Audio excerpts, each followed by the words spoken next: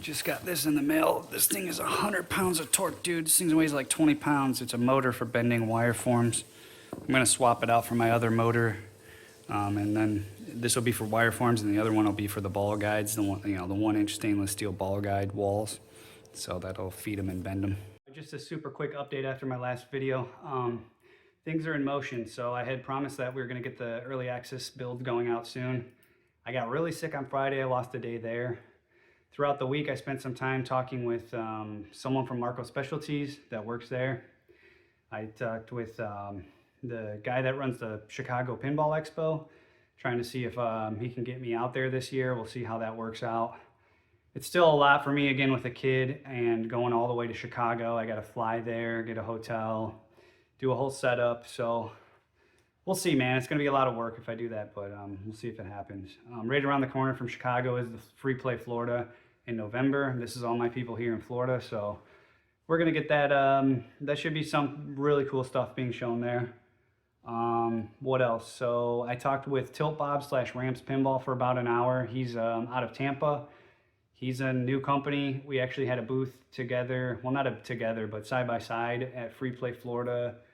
Man, I think about 3 years ago now. So he had his Elf game and I had like a busted up kind of prototype next to his. So we talked a lot. We talked about how we were making wire forms back at the time. And then when we talked on the phone, just kind of catching up on where we're at on manufacturing and whatnot. So again, spent about an hour with him. There's a possibility that he may do some play fields for some of the guys that want the high-end professional done play fields. So he's actually got a direct to wood print that can clear coat as well. So if that's something you guys want to do for your homebrew, it can just probably, I'd probably cut it here, put the inserts if you want real inserts in, and then it would go to him, and then it'd either ship direct to you probably from there or back to me, and then I'll ship it out, or if I have to assemble it here if you're doing a full custom shop. But that's a possibility he talked about with me, and it'd just be an upcharge for customers to get that done. For me, my play fields, they're a little bit different. They're more like the Turner and multimorphic style. So you can have hand smashed in inserts like this. We'll talk about this in a minute, but you can have those kind of inserts smashed in, or you can do custom ones like I do with like that can be any shape basically. But I put a clear coat over top of mine that's just a plastic sheet. That's what Turner and multimorphic do. A lot of the other guys, it's print direct to wood with clear coat. So anyway, just an option.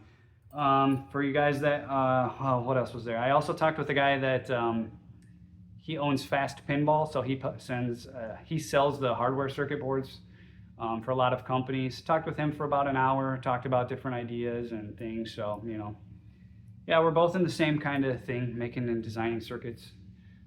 Learned a couple things about the industry and some different companies. What else? So other time burned this week was like kind of just looking at spending some more money and getting some tooling. So I got a way now to cut all my stickers out for the demo. I actually cut those insert stickers by hand and then pasted them on. So I have a tool now that can just cut all the stickers out for your custom game or whatever other games. It just happens and cuts them all out. So you can just peel them and paste them basically. Also looked at a little bit more research into maybe getting a plasma cutting machine. So I have a hand tool for a plasma cutter that I bought a while ago. And I'm looking to maybe get a CNC table that can automate it and cut all those shapes and ramps out for all the metal parts. So basically with that, the idea is basically take all those ramps, which are mostly like, they're just like a plane up like this, and then the top is kind of bent this way, loops around and hits a wire form. So if you've ever done 3D modeling, you always take 3D models that are all kinds of spheres and stuff, and you have to unwrap them to like a flat plane surface so you can put an image onto them. So we'll basically take those ramps, just do that, unplane project them, and maybe we'll just render that into like a JPEG file, and then you could go and trace it with a DXF. I'll probably do it, but somebody's going to trace it as a DXF file, and you could send that to a laser cutter machine, you could send it to a plasma cutter machine, whatever. So I'm not sure yet if I want to buy one yet, or just go with like a laser cutting tool off the shelf that I can email them a file and get some ramps come back on my end. But that's what I'm going to do with the ramp. So again, everything in the designer tool gets manufactured. If you didn't know, I do make wire forms. All that stuff that you see in the Pinball designer tool, it does get exported. So this is just like a in-lane ball guide bracket here. So just a 90-degree one. So every time that you place one and drag it, it knows the distance that it needs to feed and bend everything.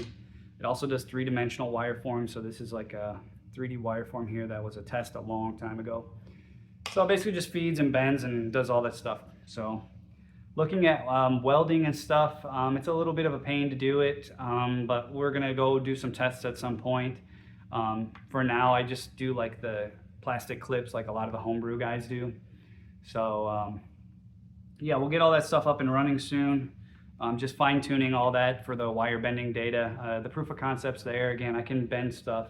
It's just a matter of going back to the tool and making sure everything just works out flawlessly. So I bought a new motor so that I could have two side by side. One's gonna feed wires and bend them, and the other one's gonna be a little bit different of a tool that feeds all those 1-inch stainless steel ball guides that you see loop around the back or whatever. So it's gonna feed those and bend those as well. So those will just come out of a machine for you. I did do just one test print of an insert here. So I did, let's see, 1, 2, 3, and 4. I didn't have to go to this one, but incrementally bigger sizes. So this one I knew wouldn't work. It was a really tight fit of this insert from the measurements. And then I had to increase it bigger until it finally got there. So you see a little chip here because I did something by hand at the end to finish it off, but you can see the inserts right in there. This is just a particle board here, and you can see it goes in nice and flush. So that's cool. So I got about a checkout right now of $2,000 worth of parts from Pinball Life. We're gonna scan in all those parts again for flipper mechs and everything. As you rotate them in the software, you get the pilot holes all cut and everything. You get the holes for where the flipper shaft goes through. These are just some inserts I got a long time ago I never did anything with, but we're gonna buy even more because there's all kinds of shapes of inserts, but circles and different things. What else? Here's like a little oval. There's some arrows in here. You can see. All right, pull them out. Yeah, like little arrows. So we're gonna have to hand measure all of these again one by one, make sure they get cut out and snug fit. And that's kind of one of the processes. I just jumped the gun here to just do a test. So that's one of the things we're gonna have to do in the future. Here was another thing. I downsized that Pulp Fiction game, and then I was out at a hardware store once, and I had another idea to really just build, like, I don't know if you call it like the Guinness World Records of smallest pinball machines or something, but here's an idea for how small I could go for another game, and I might just go and downgrade and downsize. I don't know, maybe someday I'll just make something really small and really weird just to say it's like the smallest pinball game. I'm thinking it would be probably something about like this big. Just a full working game. Again, I'll just build my own coils for that, but it's, you know, depending on how small you go, it's a little bit difficult to build those parts. But we'll see. Again, maybe we'll just do it someday for fun. It's not my focus right now. So yeah, despite everything that I've shown, there was a guy that runs the company Pinball Adventures. I posted a post in Strictly Custom Pinball Machines on the internet, on Facebook. There's a group. It's got about 11,000 people that just, you know, homebrew and build their own custom pinball machines. And this guy decided to post, again, the guy from Pinball Adventures. He said there was no way I could make a machine that plays audio without hiccups. I wouldn't be able to CNC these inserts to fit properly and smooth them out and everything. Yeah, again, I'm not sure what he's talking about, but my day job my day job is video games. So for 25 years, I've been able to, you know, make video games that are real-time interacting, and you know, you swing a sword or you shoot a gun, you got to have audio play immediately. So this was never an issue for me. So I'm not sure why he was saying I could never, there was just no way that I could have real-time audio. And I even just showed in that same video, I showed all the clips and stuff of how the machines work. So Pinball Designer, you basically just click a button and all that virtual world just goes away. And what's left is that screen that you saw on the back rendering on the LCD. That is the main screen that gets rendered to. So that will be your LCD screen. And we don't render all that 3D world. We don't run any pinballs and physical simulations. That screen is just the screen that you would see on the real game. So as you hit those switches and do all that stuff, in the physical world, the virtual world's gone, and it just tells the LCD to when to play movie clips and when to do stuff. So that's pretty much it. Just a little bit behind because I've been trying to maintain with all this other stuff that I've been looking into, talking to people. I got sick. And the next video is, again, we're going to go sit down and we're going to show you really how to program and show how an entire game just kind of works.